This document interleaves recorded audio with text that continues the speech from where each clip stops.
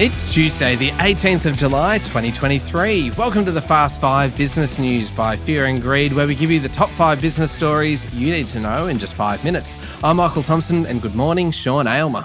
Good morning, Michael. Sean, 5 stories, 5 minutes. Let's jump straight into story number 1. It's a big one. A Senate inquiry was yesterday looking into the behaviour of the big 4 accounting firms, including PwC, and there are growing calls now for the firms to be split up. Former Australian Competition and Consumer Commission boss Alan Fels was first up yesterday. He called for a breakup of the audit and consulting industry. That would mean the big 4 firms, KPMG, PwC, Deloitte and EY, can't do both. Fels told Parliament that Australia could lead the world in dealing with conflicts of interest at the heart of the business models. Then, last up yesterday was former KPMG partner turned industry whistleblower Brendan Lyon. He didn't hold back. He said the big 4 operated like corporations with CEOs and boards, but shielded themselves using a partnership structure, meaning little oversight, or in his words, businesses that were, and I quote, risk-free, tax-free and consequence-free, end quote. Lyon said they effectively see themselves as the honest arbiters of right and wrong in corporate Australia. Yeah, in the middle of it all, Sean, came some ferocious questioning of Deloitte Chief Executive Adam Powick, who had to defend a troubled investment scheme run by a former partner, and Deloitte's apparent inadvertent breach of confidentiality around secret government information. He was also asked if he thought his efforts were worth 7 times the salary of the Australian Prime Minister. That's because Powick's pay was revealed to be more than $3.5 million. He quite sensibly said no.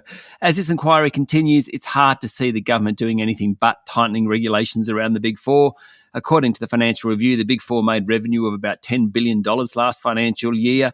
They have about 3,000 partners, not far off 40,000 staff, big institutions. And I reckon, like financial planners, banks, tech companies, buy now, pay later operators and the like, big accounting and audit firms, they're about to get hit with more regulation. All right, story number 2, Sean. There was a jump in auctions across the country last week, and the preliminary clearance rate across the country fell, but it still remains above 70%.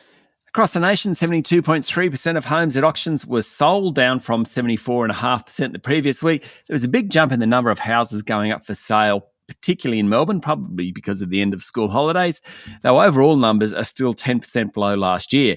Melbourne had the most number of houses going to auction, 636, and the clearance rate was 74.3%, up 1.5 percentage points, and the only capital to record a higher preliminary clearance rate from a week earlier. Sydney rate was 75%, or just touch under that. Adelaide was 71.4, Brisbane was 60, same as Canberra. We spoke a bit last week about how the jump in the number of auctions could take the heat out of the market, particularly since the full impact of interest rates hasn't yet hit. Last weekend didn't tell us too much on that. It's way too early, but the clearance rate was lower.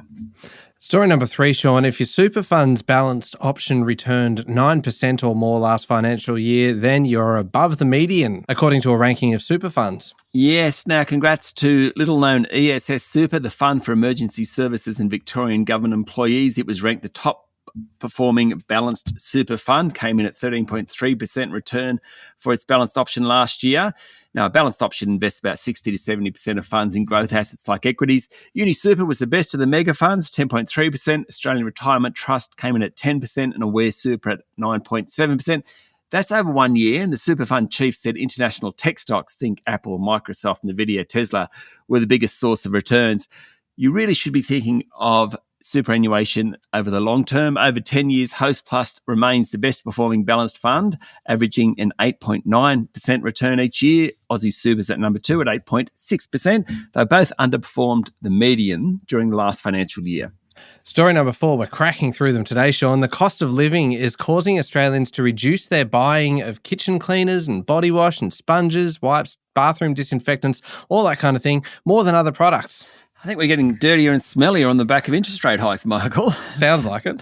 Leaked internal sales data from Coles, which is the second largest supermarket chain in the nation and reported in The Australian, shows that people are cutting back on personal health and household cleaning products. Sales of bath soap and body wash fell 33% for the 12 months to May. For the 12-month period, hand sanitizer soaps and washes were down 30%. Hand wash was much lower. Environmentally friendly cleaning product sales were down 16%. Carpet cleaning products were down 11%. Now, it sounds dreadful, but it may not be as bad as it sounds, given the numbers are compared to data from the COVID period when everyone was washing their hands and cleaning ferociously. Sean, final story. Disney has spent the past few years buying assets. Now Chief Executive Bob Iger has put a whole bunch of things up for sale. In fact, about 1/3 of the company has been put on the block, including free-to-air networks ABC, FX and Freeform.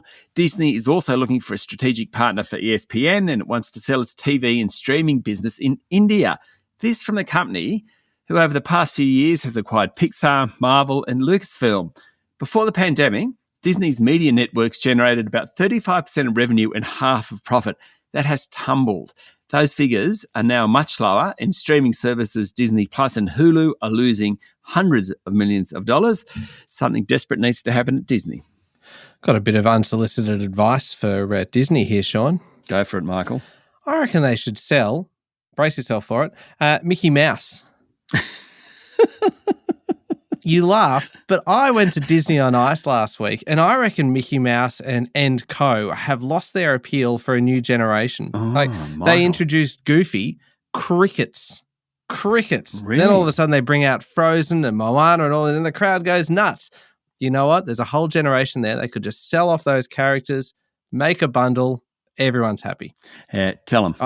I'll write them a letter, Sean. Do that. All right, there we go. The top 5 business stories in 5 minutes. Thank you, Sean. Thank you, Michael. It's Tuesday, the 18th of July, 2023. Remember to hit follow on the podcast, and if 5 minutes isn't enough, you can find our longer daily show called Fear and Greed wherever you listen to podcasts. I'm Michael Thompson, and that was the Fast 5 Business News by Fear and Greed. Have a great day.